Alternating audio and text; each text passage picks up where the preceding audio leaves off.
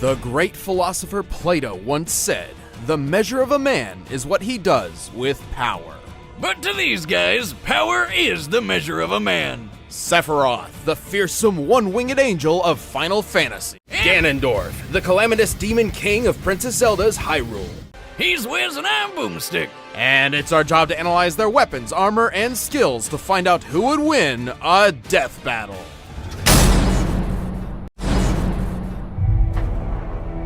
Through the millennia, legends were passed of a source of unlimited energy, the Promised Land. Unfortunately, all hope of finding this sacred ground had been lost, until the Shinra Electric Power Company excavated the remains of a being believed to hail from the very land they sought. They called this weird naked purple lady Jenova and thought that if they could bring her back to life, she could help them find the Promised Land. But apparently, they just didn't have any Phoenix Downs. If they couldn't resurrect a being who could lead them to the Promised Land, Shinra decided they would simply create their own. After many experiments infusing Jenova's cells with those of a human's, they finally found their savior. His name was Sephiroth. With hair like that, it's no wonder he was created in a lab. Look at how majestic that mane is. According to Final Fantasy lore, Sephiroth has to use an entire bottle of shampoo and conditioner every single time he bathes. Why do you know that? Did you join his fan club or something? For research. But Shinra wasn't interested in Sephiroth for his hair. Instead, he was an essential part of their soldier program. Wait, this electric company has their own private military? I'd hate to miss a payment with those guys, especially if they sent Seph after me. I mean, look at the ridiculously long sword he keeps with him. That's his Masamune. This 7'2" behemoth of a blade is a lot like the Nodachi swords they used back in feudal Japan. But instead of wielding something long with two hands like those, Sephiroth only needs one. Even that speaks nothing of his effectiveness as a warrior. Yeah, you know when people spread legends of someone, they usually make him out to be even better than he really is? It's the total opposite with Sephiroth. With his superhuman speed, strength, and durability, Sephiroth was instrumental in ensuring Shinra's victory in the Wutai War, conquering the last free nation on the planet. He returned home a legend. But all those warm, fuzzy feelings of victory didn't last long. While on a mission to the town of Nibelheim, Sephiroth found a bunch of books on the Jenova project. That's when he discovered he was a secret science project the whole time. The truth crushed Sephiroth and drove him mad. In a rage, he annihilated Nibelheim, but was stopped by a mercenary named Cloud Strife. Sephiroth was impaled by the Buster Sword and fell to his death. Oh, well, that's disappointing. Which is what I would have said if Sephiroth hadn't dropped into a hole in the ground that led him to the giant Windows screensaver called the Lifestream. The Lifestream is a buried river of energy which basically maintains life across the planet. Normally, merging with the Lifestream is the equivalent of entering the afterlife, but not for Sephiroth. And this is where things get weird, so buckle up. Still conscious, Sephiroth's essence floated through the Lifestream for years until he absorbed enough energy to rebuild his body. With the energy of the Lifestream, he could control other beings with Jenova's cells, including the corpse of Jenova, who he manipulated like a puppet and disguised as himself. Oh, what the hell? That's his mom? Who would do that to their own mom? I mean, I know she's a genocidal alien monster, but come on! Probably makes a good breakfast. But Sephiroth's descent into the Lifestream offered him even more. It transformed him from a mere super soldier into the most dangerous being on the planet. He's strong enough to throw a man hundreds of feet skyward, move at supersonic speeds, and withstand brutal stab wounds through vital organs. He's got illusion powers that can trick people by creating an entirely fake scenario. He can lift people with his mind, including himself, and then he can just fly. That's how it works, right? Additionally, Sephiroth can cast magic thanks to his on-hand materia. Materia is crystallized life energy which grants different powers according to the type of material used. This lets Sephi attack with fire, lightning, ice, and earth-based magic. He can block attacks with barrier and reflect, and heal himself with cure and regen. And ever since jumping into the Lifestream, he's had unlimited access to his magical powers. With his new godlike abilities, Sephiroth began a plan to stop mankind from drying up the planet's life force. That doesn't sound so scary. Does that mean he's an environmentalist, or...? But to do this, he decided to use black materia to summon a giant meteor to destroy the planet and absorb all of its life energy for himself. So, like, an opposite environmentalist. A planet vampire. I mean, we're talking about a guy who kicked a dude through solid concrete, murdered the crap out of a 30-foot serpent with a spike through the face, and tanked a dragon's flamethrower attack without even getting a teensy bit hurt. A particularly impressive feat considering this attack was capable of one-shotting fellow soldier Zach Fair. Wiz, you may need to up your prescription, because that's definitely Cloud. No, Cloud was just recalling false memories there. It was really Zach. However, it was Cloud who impaled Sephiroth pre-livestream with the Buster Sword. And holy God, is it huge! It's like 2 feet wide! You'd think a stab from that thing would just cut him in half, but Seph just kinda shook it off. And in his rematch with Cloud, he blocked an attack strong enough to crater the metal around him.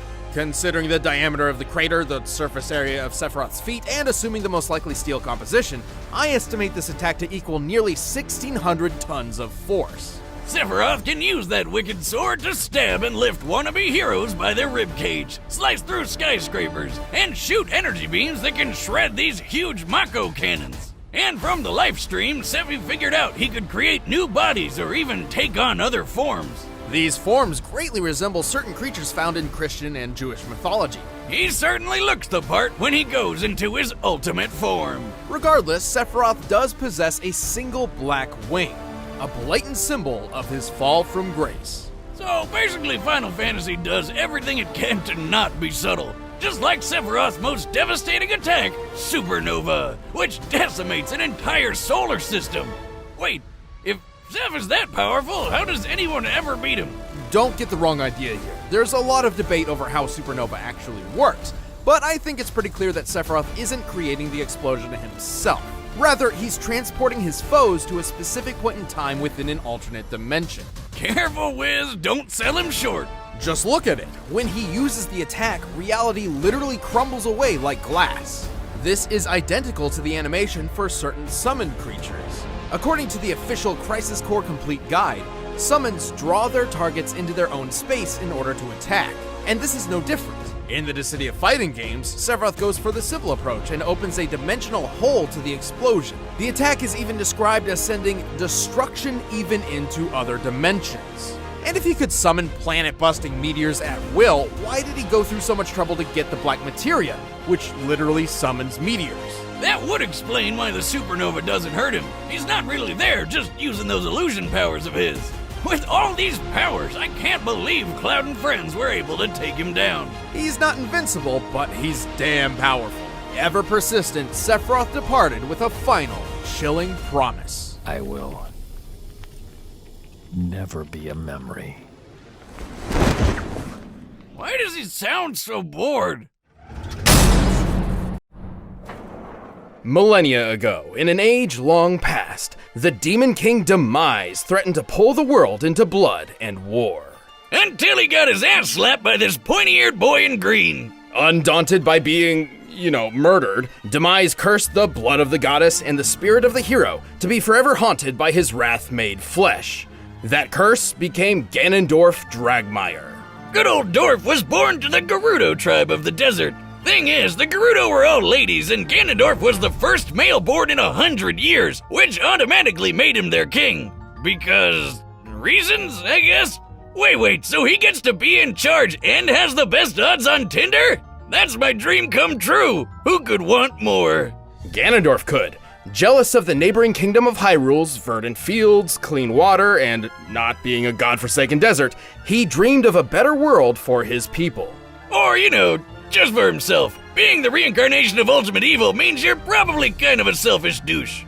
And surprisingly, his vile ambitions would be rewarded. Turns out, he was also preternaturally adept at magic, as befits an education from his caretakers, the witches Koume and Kotake.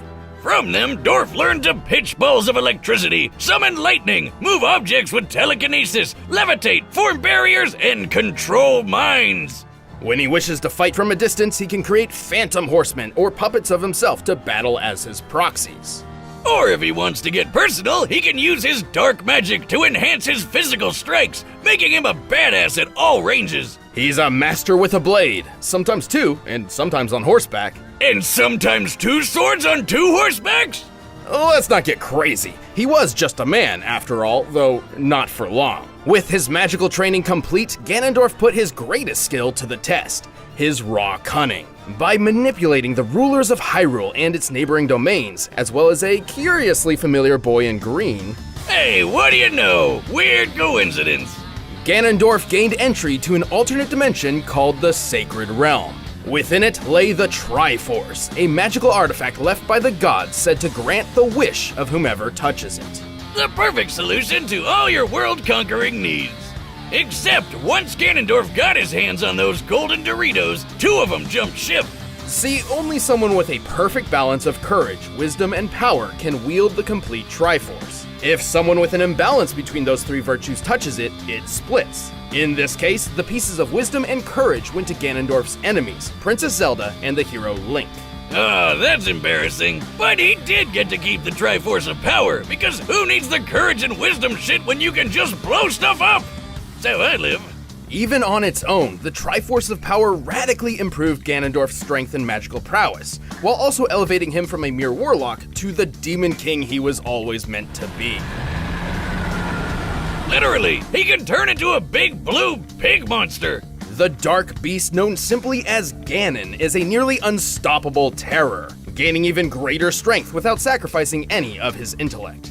As a bacon wizard, he can obliterate foes with fireballs, turn invisible, teleport, summon darkness, and even distort the space around him. Despite all that power and even successfully ruling Hyrule for 7 years, Ganondorf was soundly defeated and sealed within the Sacred Realm. There he remained, trapped outside the spaces of reality, a prisoner to the void between space and time, never to return ever again.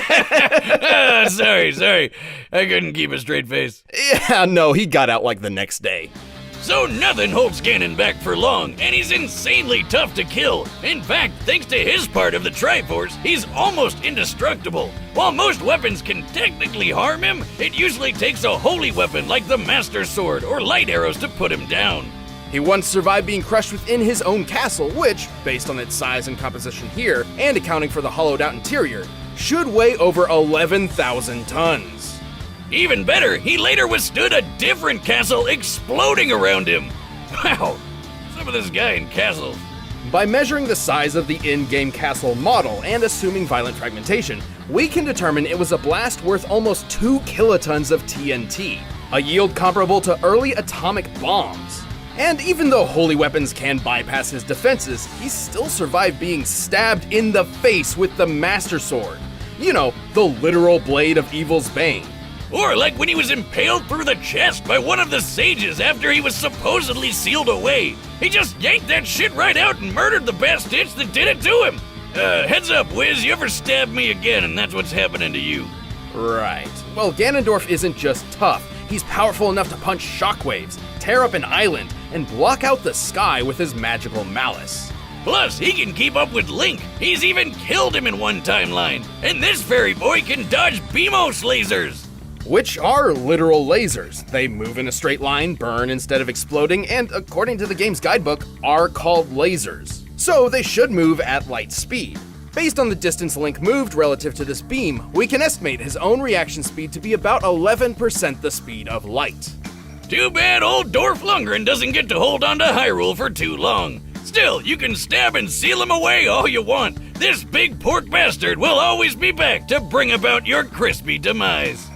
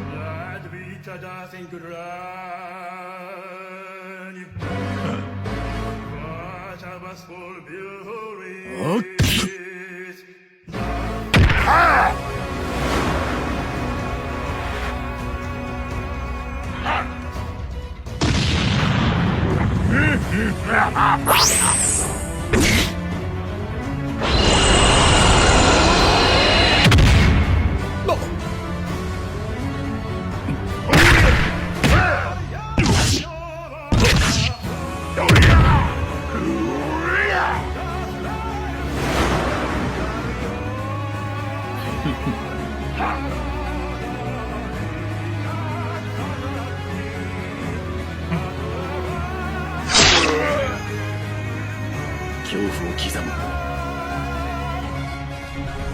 いい顔だ。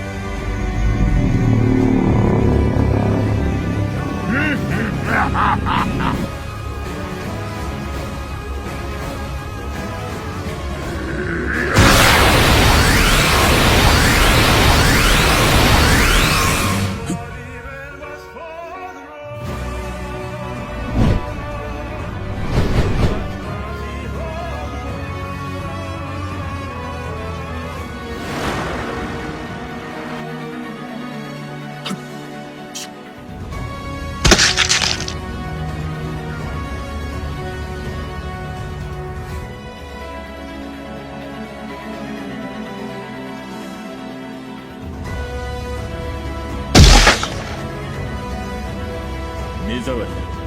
身の程を知れ。